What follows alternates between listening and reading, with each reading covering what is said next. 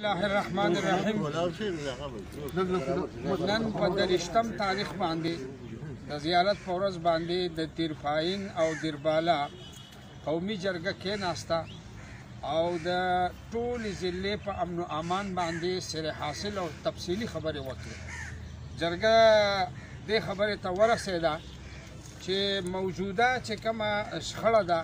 او موجوده چې کوم مشکل دی د هغې دپاره یو کمیټي چې ده نو هغه تشکیل کړه چې دا کمیټي چې ده زر تر زره د فریقینو په منځ کې مصالحت چې دی هغه سرته ورسوي.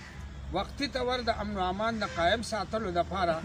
به دا کمیټي ډېره زر کینی او د دواړو فریقینو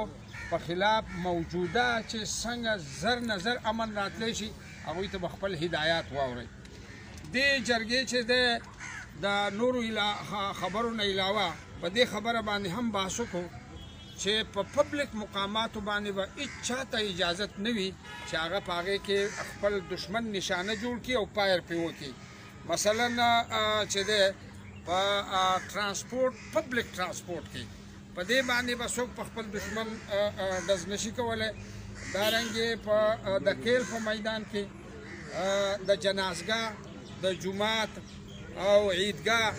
او غم او شادي په موقع باندې او په مقاماتو باندې په بازار جلسه جلوس کچهری عدالت تاڼه سکول مدرسه د جرګې په جرګه باندې کالج یونیورسټي وغیره وغیره په دې کې به څوک هم په خپل مخالف باندې ډز نشي کولی ځکه چې په دې کې دا اندیشه ده چې د دې سره بل سړی چې دی زخمی شي یا مړ شي. لہذا په دې پابندي ولګولی شوه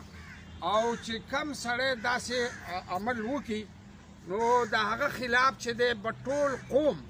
متحد وي منظم به وي د هغه په غم کې د هغه په ښادۍ کې د هغه په جرګه کې د هغه په هیڅ شي کې به شرکت نه کوي تر هغې پورې چې دا سړی د دې عمل نه توبه ونه باسي او قوم نه معافي ونه غواړي د قوم جرمانه ادا نه کړي